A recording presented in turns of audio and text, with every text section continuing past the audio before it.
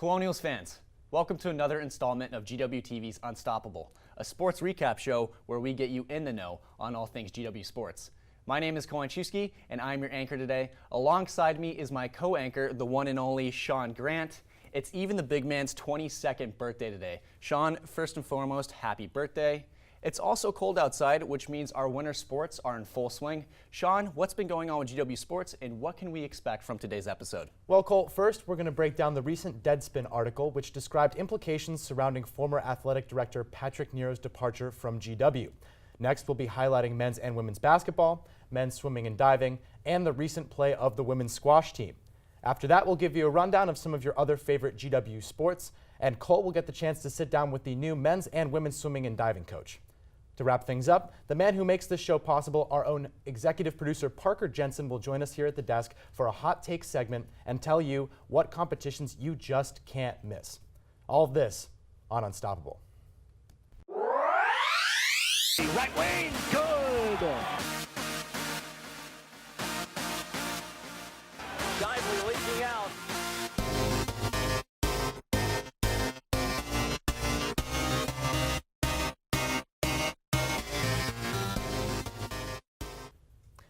Back on November 15th, Deadspin released an article that made many claims against former athletic director Patrick Nero.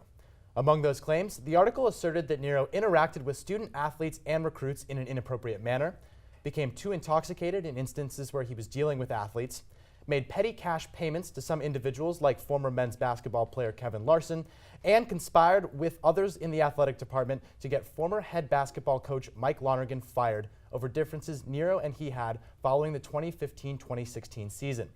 The article substantiated some of its claims by including photos and a video that showed Nero interacting with student athletes in a way that is unbecoming of an athletic director. Many of the article's other claims, however, relied on comments made by anonymous sources for evidence. In a further development to the story, former men's basketball player Tyler Kavanaugh tweeted a statement alleging that there was, in fact, a tense relationship between Nero and Lonergan, and that tension made it difficult for the men's team to perform to the best of their abilities in 2015-2016. As we know, the men's team was poised for a berth in the NCAA tournament, but choked down the stretch and missed out on Selection Sunday. Nero continued to serve as athletic director with good success, but then unexpectedly left GW last winter. Some believe that the Deadspin article explains Nero's abrupt departure from the school, but developments in this story create more questions than answers, and it is hard to make a definitive conclusion. Now, our own EP, Parker Jensen, is going to join us here at the desk and help Cole and I sort through some of the details in this interesting case. Guys, we've got a lot to unpack here. Where do we want to dive in? Well, I think we should first take it back to the Washington Post article and the firing of Lonergan. The coach complained on multiple occasions to both GW administration and the NCAAs about Nero's attempts to establish social relationships with GW players, a pattern that others in the department also noted. Well, and I think in and of itself, that's not necessarily a bad thing. I think if you have an athletic director, they're a very public figure, so you want them to have good rapport with student athletes because that's how they're going to facilitate good connection between those two parties. I do think, again, what we saw from the evidence, there were some troubling things that we saw there, and certainly not a way that an athletic director, should be handling, conducting himself with students. So that's why I think, there are claims that Nero was acting inappropriately with student athletes, that's supported by good evidence. But I really struggle with the conspiracy claim that they made. I really don't think that there's enough there to make that claim, and I think that the Deadspin article editorialized that a bit. Well, I think when you look at this whole thing, when you look at the whole Deadspin article as a whole, I mean, there's a lot of interesting claims here, especially on Lonergan's part, that kind of support Lonergan's side of the story more than Nero's side of the story. And we really need to look at that because a lot of the hard evidence does fall on Nero, but a lot of this Deadspin article has a lot of implications siding on Lonergan and really just taking massive attacks at Nero. And if you look at a lot of the people that they interviewed for this Deadspin article, it really focused on Lonergan, Lonergan's friends, Lonergan's inner circle, getting a lot of tweets from them. So it's very interesting to see how one-sided this article is. So, I mean, we look at the fact that we have this hard evidence for Nero, but looking at the grand scheme of things, it's really hard to make other claims when it's just all on Lonergan's side and nothing from Nero or any outside supporters, really. Yeah, to go off of that, I think what's really interesting is Lonergan's Twitter presence in the past few years. He's been super involved on Twitter, talking about GW sports, talking about the GW men's basketball team, and that is behavior of somebody who didn't get run out for a bad reason. He was fired for mishandling players and treating players poorly. But somebody who's involved and invested in the GW program, he's not going to continue to tweet and to make comments about the basketball team if those allegations are true. So I think there's a lot that substantiates Lonergan's claim, and just by his involvement, I think it does show that Nero might have wrongfully ran him out of the program. But again, I really think that it's hard to make the claim that he conspired with others within the athletic department. We have, also people alleging the tension, the squabbles, after they won the NIT, the fact that they weren't including each other in some of the various celebrations. The article detailed a lot of stuff that would suggest that there is tension, and obviously we also have the Kavanaugh statement to back that up. But again, I just think that it's really hard to stretch it to a conspiracy. There was hard evidence against Lonergan as well. You certainly can't say that he is gone for a bad reason, as you just said, Cole. And again, that's why I agree with Parker. I think that there's just not enough evidence for that. I really don't think the article should have even made that claim. It really should have focused on Nero's inappropriate conduct with students. The thing that gets me is the fact that this was swept under the rug. And I kind of equate it to GW not being a Power 5 conference school. There's not the limelight, there's not the spotlight, there's not the publicity.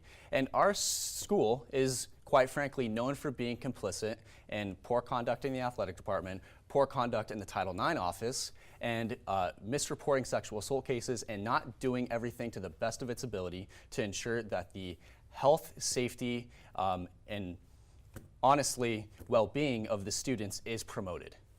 No, I definitely have to agree with that. I just want to switch over really quickly. I mean, those are fantastic points, but I do want to look at the tweet from Lonergan. Someone DMing him saying, can you explain what's going on here? And Lonergan just DM'd him back saying, quote, wishing he could tell some things. And we do have a picture of that DM, so it is hard evidence, but I think it's very interesting, the fact that Lonergan has all this information. I do want to see what Lonergan's side is in all of this, really having, if he could do some sort of interview. I understand that he can't, but really hearing his side of the story, I think would really just clear everything up in this whole situation, because I feel like there's a lot of claims out there, there's a lot of confusing statements out there. But Cole, I do have to agree with you. There's so many different instances that we've seen throughout GW's history, especially within the past few years, where there's certain instances with sexual misconduct and a lot of different shady sort of circumstances that are just completely brushed under the rug. And I feel like just because we're not in the spotlight doesn't mean it's an excuse for the fact that it's just completely swept under. It's inexcusable. Well, but I think going off of that again, GW, right, does not get as much national recognition because they're not Power 5. But I also don't think that that's the only reason that this wasn't covered as much as it was. I think that especially with, again, Nero's handling with students, that's the claim that I want to focus on. The athletic department did a good job of keeping that quiet. You think that some of those claims, they must have occurred over 2 years ago at this point, and this is really the first chance that the student body and the rest of the school are having to hear about it. And so I think that does show that the athletic department at least did a good job of keeping it quiet. Again, I'm not saying that they're trying to necessarily cover anything up. That's the role of any good PR division, is that they're going to keep stories like that quiet. You would hope that the university would be able to keep things under wrap themselves. But again, I think that that's more troubling to me, was that we didn't hear anything about it until now. And you can talk about the national recognition, you can expand that perspective a bit, but I think us as students, and especially as students that interact very closely with the athletic department, the fact that this is something that we didn't have any idea about until Deadspin, a publication that has no affiliation with the university, broke the story. I think that's what's a little bit more troubling to me. Yeah, they kept it quiet, but my question is, should they have kept it quiet? It's not fair to the students, it's not fair to the athletes to kind of keep this suppressed. If there is bad conduct and misbehavior occurring in the athletic department, it should be well known. And another question that I have is, Sean, you mentioned the hush payments to certain players. I am wondering whether or not the NCAA is going to launch an investigation, because obviously paying players is strictly prohibited. So I'm worried that sanctions are going to soon be brought to GW. So hopefully that doesn't impact the play of our sports. Right. Now, I think the only way that you're going to see any kind of, punitive measures taken against the school is if they can definitively prove that other people within the athletic department were complicit. If one, they have to prove that Nero in fact made these payments. Yes. Again, as I keep saying, from the article we don't get anything that can definitively show us that. And then on top of that, they also have to prove that people in the athletic department now knew about it. So that's what you're seeing at schools like Louisville, where this is a systemic issue, is that everyone at the school knew it was going on, and they were able to prove that. I don't know if they're going to be able to prove that in this case. Now, you see that Lonergan stepped down over a year ago, and again, this is really something that we haven't heard about before then, and so I think there is enough distance from it that you're not going to see any actions taken against the school. I think the quote by Brian Serino in the communications department sums this up best. They really wanted to look forward and move on, and they have a new administration now with Tanya Vogel, and they're looking to grow the athletic department in lots of different ways. And so I think for them, as long as they stick to that story, it's going to be really, really hard to prove that they were at all complicit in this. And therefore, because of that, you're not going to see any sanctions taken against the school. It's definitely going to be interesting to see how it plays out. We'll see. We'll see. I guess, we tried to sort through some of these facts. There's still so many questions that people have, and we're not going to get many answers for them. Again, because as part of Lonergan's settlement, he's not allowed to talk about the issue, and I'm sure you're not going to get Patrick Nero in front of a camera anytime soon. So. With 7 regular season games in the books for the Colonials, GW has been playing poorly right from the start. GW began the season by facing 3 Power 5 conference teams. Michigan, Virginia, South Carolina all made quick work of the Colonials, handing GW a brutal double-digit loss in each of those contests. Quite frankly, I'm okay with losing to those teams, but losing to Stony Brook and Siena, now that's unacceptable. The 1-6 record held by the Colonials is the worst of Coach Maurice Joseph's coaching tenure. The most noteworthy statistics from these 7 games came from the offensive side of the ball. The Colonials have been shooting at a 39.8% clip and are below league average in assist totals. To make matters worse, the Colonials have been consistently getting out-rebounded and are struggling on the defensive side of the ball. The women's basketball team hasn't fared much better than their male counterparts so far this season, as they've had to work through the losses of several key contributors from last season. With a 2-5 record, it's obvious that they've struggled with certain aspects of their game, namely on the offensive end. In some outings, the women failed to break the 50-point mark, like in their embarrassing loss to Maryland earlier this season. As I mentioned in some of Unstoppable's previous coverage of the team, some of those struggles should be taken with a grain of salt, given that they've played against tough competition like number 9th ranked Maryland and 15th ranked NC State. This argument can only go so far, though, as some of the team's other struggles, like the rebounding disadvantage apparent in many games, cannot be excused by playing tougher competition. The women may be poised to turn things around. Their recent win against Towson was perhaps the most complete game they've played so far, and the adjustments Coach Rosati made put her team in a position to win. Diving into some of the specifics now, we've got Unstoppable's own Savannah Guida joining us here at the desk. Savannah, Cole, how do you think the women's team can improve going forward? Well, I think, as you mentioned, it's really interesting that the women's team is a mirror image to the men's team. Mm-hmm. They have strong guard play, but their backcourt is playing well. Mm-hmm. Their front court, though, not so great. Yeah, and I think, one of the things that we saw earlier on in the season, if we're going to jump right into that, to the guard play, you've got Malin Bautista. She's your senior guard. I've talked on this show, countless times now about how she's a floor general, she's authoritative, she's everything that you need in a good college guard. And yet we've seen in the beginning of the season, she's had some good scoring performances where she's put up 17, 18 points. But when she does that, she's been doing it launching 10 or more three-pointers in that game. And again, she's not shooting at a horrible clip, but when your lead point guard is out there, jacking up 10 three-pointers a game and she's only making 3 or 4, that's just not efficient offense right there. And I think what we saw that was different in that Towson game is that she looked to distribute. Now we've talked also a lot about how this women's team is smaller. They tend to be disadvantaged when it comes to size when they're playing other teams. And so how they tried to counter that, though, instead of just shooting a lot of threes, they just aggressively tried to get into the paint in that Towson game. And Malin Bautista made some incredible passes there. I mean, she was in peak form then, and I think if she continues to do that, this women's team is going to have a good shot at maybe stabilizing that record, get it up to 500, and then see where they go from there. Yeah. And Bautista is the team's leading scorer with 82 points so far in the season, but she's a very selfless player. She's been contributing with a lot of assists, and I know Coach Rosati's theory is to distribute the wealth of the team. Yeah, and we definitely saw that in that last game. I think GW had at least 5 players who were in double digits in terms of scoring. So not to mention a lot of standout freshmen. I know Maddie Loader had 15 points against Towson, and the struggle with this team is that they are a young team. They have 3 seniors, one of them is a walk-on, and the rest are just all freshmen and sophomores. They don't even have any juniors on the team. So similar to the men's team, this is a rebuilding year for them, and they do have a young team, so they have a long way to go because the freshmen and those sophomores, they need to build that confidence to knock those shots down. Yeah. And one of their senior leaders, Kelsey Mahoney, where has she been? We highlighted her earlier this season, but her play hasn't been up to par, and I would love to see more production from her on the standpoint of just being a dominant wing player. She has size, she has athleticism, she has a shooting ability, so I want to see more from her, and I want to see her get into the paint more, get into the post more, and start making those plays that need to be played to ensure that the offense is meshing and being a cohesive unit.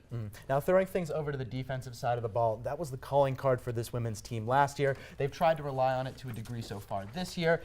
They've had some inconsistencies. They've been pretty good on the offensive end. I don't think they've given up more than 70 points in a game, or they don't do so very often.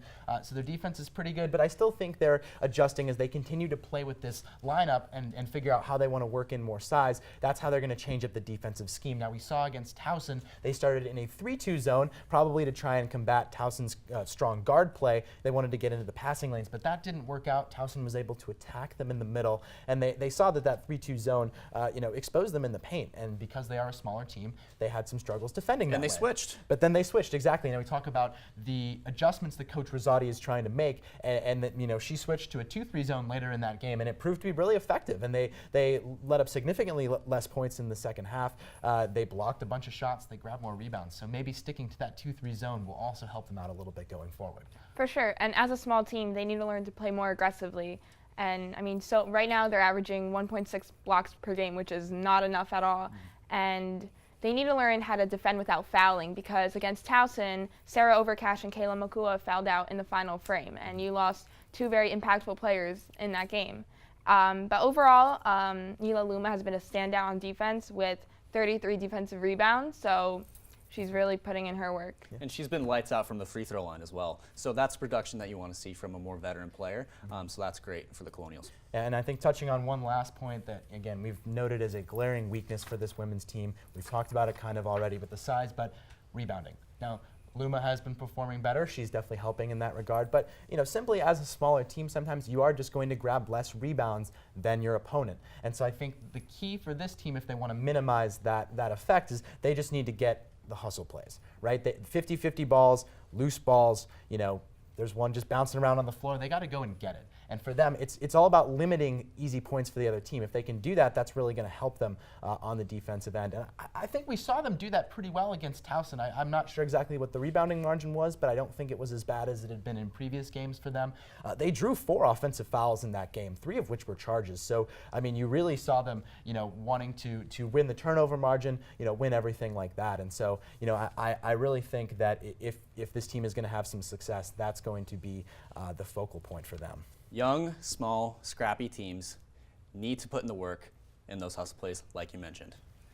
The men's swimming and diving program has gotten off to a good start this season.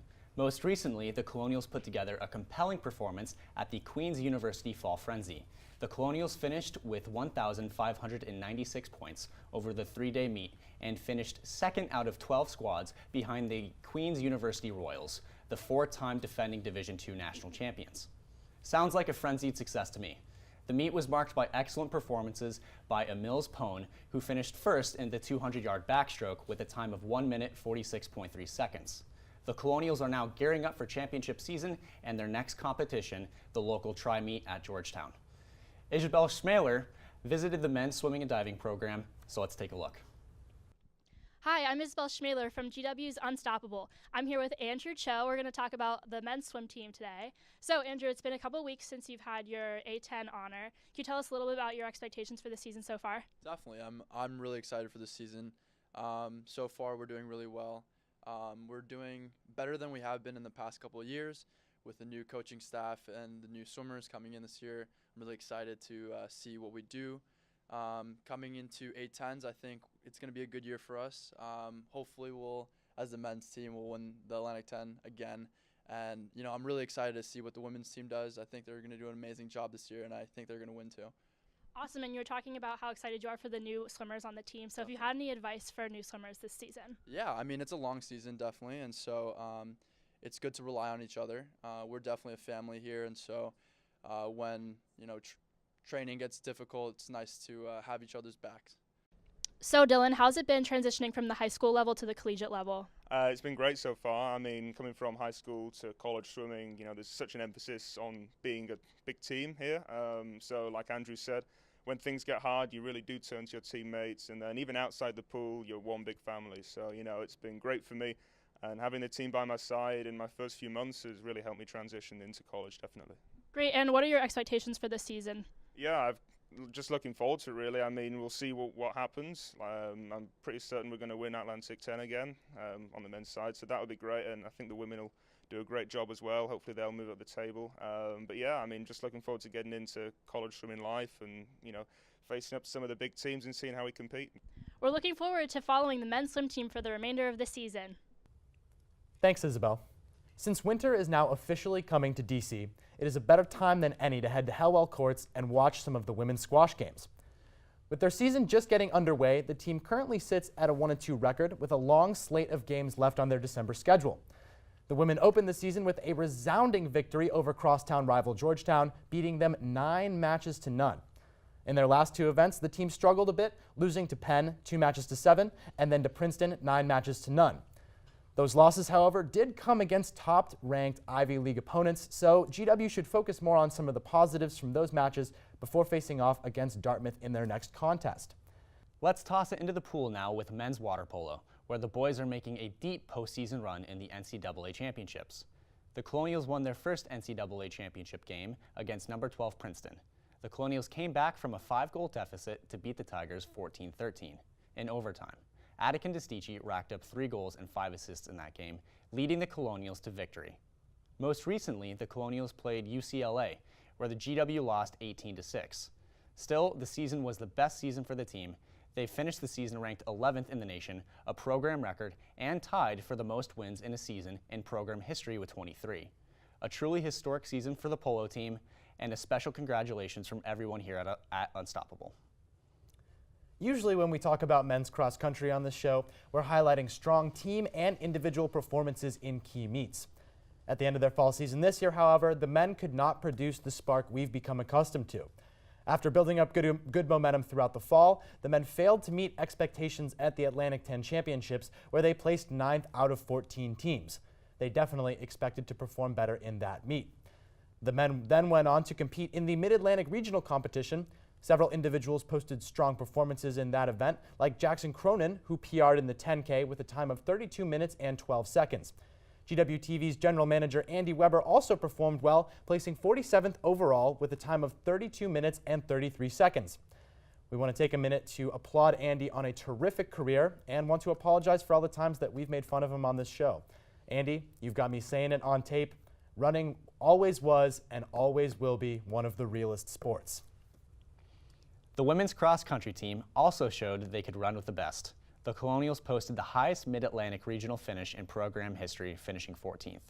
The Colonials were led in that meet by junior Suzanne Danaheim, who led the way for the Colonials, posting a time of 21 minutes and 45 seconds to finish 23rd. This is the 9th fastest in program history at the 6K distance. Congratulations to the Colonials on a strong fall season, and just like the men, we look forward to seeing them in track season. All right, we'll be ready in about 5 minutes. I'll be ready.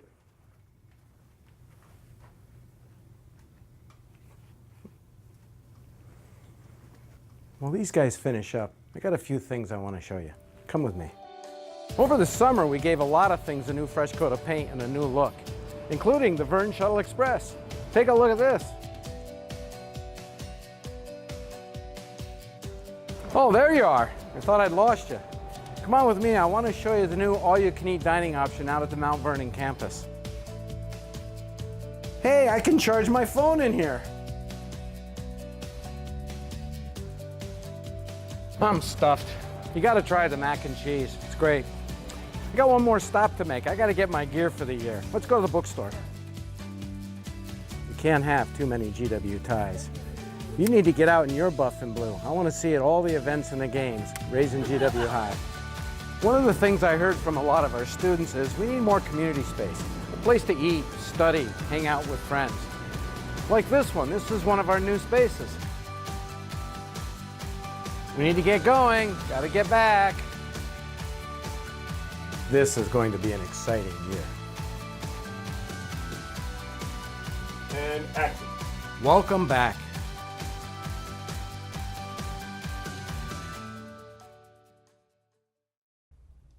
Welcome back.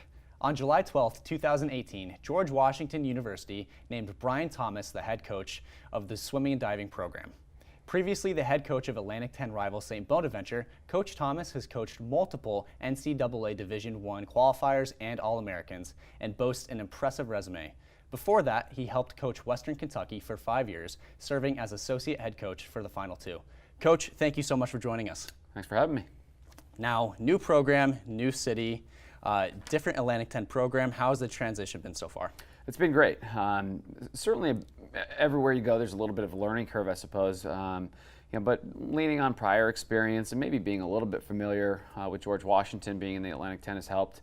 Every season's a little bit different, I suppose, and this just feels like the next season. It doesn't necessarily feel like a new home. And I think there's a lot of familiarity with swimming and diving and that sort of thing, being my 14th year of coaching. But it's been phenomenal so far. Now, did you receive any blowback at St. Bonaventure for going to a rival Atlantic 10 school? I don't think so. We went to St. Bonaventure, and I always say we because my family's really a big part of the team. And my wife was actually an alum of St. Bonaventure of their swimming and diving program. We went back there to try to pull it out of the basement a little bit and get them moving in the right direction, and we had done that.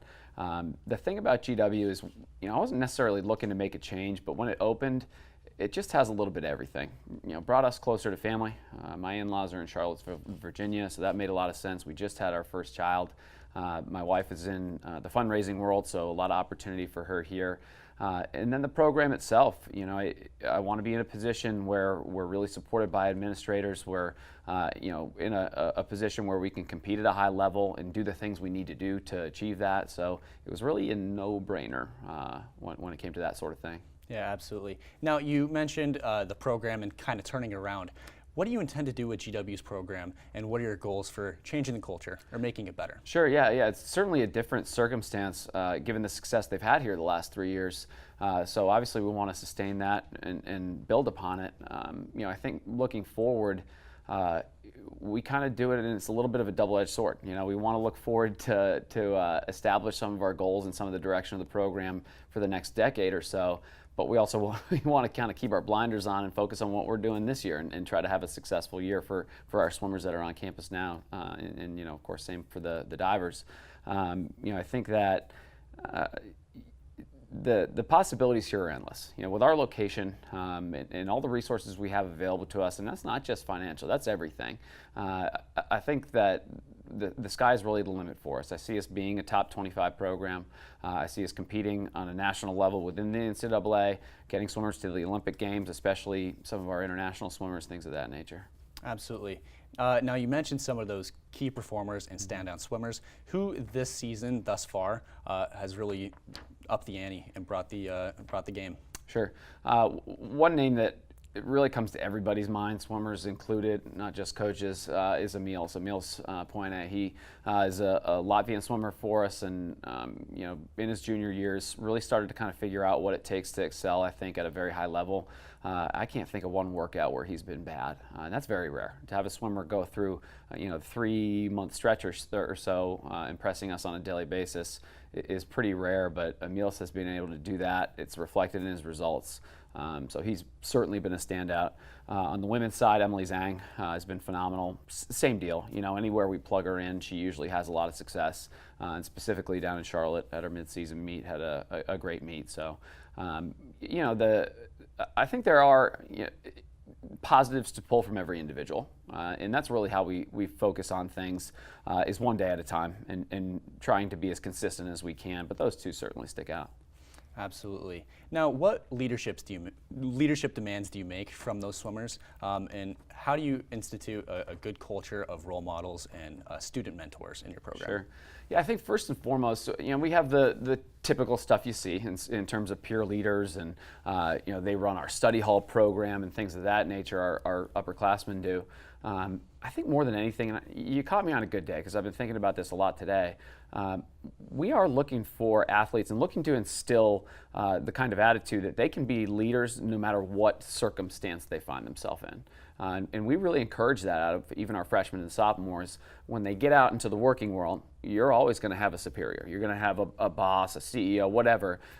That shouldn't stop you from exhibiting some of those leadership roles and leadership characteristics, and we really kind of emphasize that first and foremost, that sort of thing is open to anybody on our team, and it's always open, and we try to, I think, really emphasize it in an organic matter to make sure it's something that is instilled in them to where when they graduate, they're moving on to the real world. It becomes a little bit easier for them to get promoted. They're doing the things that their employers want them to do and like to see.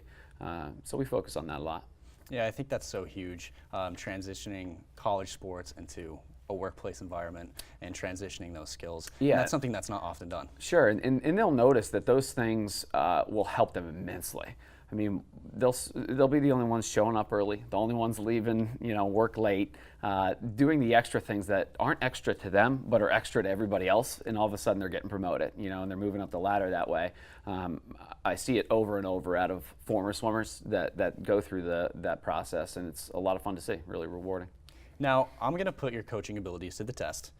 If I were being chased by an 18-foot shark, how would you recommend I swim away?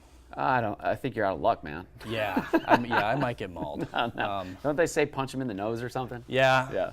Freestyle, whatever you got. Yeah. Now, what are your greatest strengths as a coach? Certainly work ethic. I mean, I've never been afraid to put the hours in and have really committed myself to doing that. I think hand in hand with that is my family. They're the ultimate support system for me, and it takes that in the coaching world. Like I said, my wife has been involved in swimming for a long time. We just had our first son. My in-laws. Congratulations. Thank you. Not a lot of sleep. I don't get a lot of sleep anyway. Yeah. But with a 7-month-old, babies aren't conducive to sleep. Yeah, not at all. The whole support system that I have has really driven me. If I didn't have that, I'd probably be encouraged to do something else, I think, just because of the time commitment, the time away from home, and things of that nature. But even at our meet today, I mean, my wife will be there really working for us. My in-laws will both be there, and that's probably my greatest strength is I pull from them, and they add a lot to what I'm able to do. I think they emphasize a lot of things in me that I'm allowed and able to pass on to our athletes in terms of what's really important and what's going to allow you to excel, and having that support system is critical. Absolutely. Now, obviously, we kind of talked about earlier, GW has had postseason success. What are some of your postseason goals, and what do you want to see out of the later part of the year? Yeah, I think certainly, continuing the success we've had at the Atlantic 10 level is obvious. Maybe getting the women up to that point where we're winning conference championships would be a natural goal. Beyond that, competing more consistently at the NCAA level would be fantastic. It's very hard to do. So it's the most elite, meet in the world, top to bottom in the swimming world.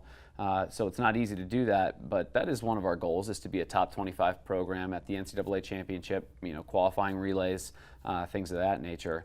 I've been fortunate enough to do that at other stops, and fortunate enough to coach some phenomenal athletes. And if we bring the right people in, we'll be able to do it. Now, bringing in the right people, recruiting obviously a big component in college athletics. How is recruiting going, and how are you setting up your network at GW? Yeah, it's going well. I think the network doesn't change a whole lot in swimming. We have a broad base to pull from. We'll bring in swimmers from all over the world. We've been pleased with early results, especially with the late start, getting started in July. We've been pretty pleased with it. I don't know if you're ever satisfied. You always want another body in there that's going to score big points for you. But I think we're bringing in a good amount of character in what we're doing. a great amount of talent, which is always good. You never know what you're really getting out of it until they get to campus. So we try to temper that a little bit and be patient, I guess, in terms of who's coming in, the things they need to learn to have success, and things of that nature. Now, ideally, final question, where do you see the program in 10 years? Yeah, I mean, it's a great question. Like I said, there's part of me that focuses on the meet today. And then there's another part of me that really likes to focus on what we are trying to achieve and putting those things in place. I think today's a great example. We're competing down in Virginia at the St. James, a brand new facility, 50 meters. Gives us a big advantage on certain teams within our conference and even outside of our conference. And that's one thing we're kind of putting in place, thinking about the future and what we want to do, maybe 10 years from now. I hope I'm still here. First and foremost, that's probably the goal. But I do think we have things in place to be able to consistently compete within the highest levels of swimming, both nationally in the U.S. And internationally. One thing maybe that we've been a little slow on here is getting swimmers to the U.S. national meet, to the U.S. Olympic trials, and being able to compete at that level. And I think that's an obvious next step for us. I've been really fortunate to take over a program that was already on the right trajectory and moving in the right direction. It's challenging at times, but also certainly a lot of fun. We do have some great people in place here, and it's obvious in the results they've had the last 3 years here, and I want to continue that. But I do think they were just kind of hitting the tip of the iceberg in terms of what they can really do and what we're capable of doing. Yeah, I know some people don't love the term mid-major, that sort of thing, but I think we can be one of the best mid-major programs in the U.S. and start with that. And that'll probably mean being in the top 25, at the NCAAs. No doubt about it. Well, Coach, thank you so much for joining us, and thanks for best having of me. luck today. Appreciate it. That's all we have for you today on this episode of Unstoppable. Thanks for tuning in. As always, check out our website at gw-tv.com. Also, check out our social media pages for new content and maybe some even promos. See you next time.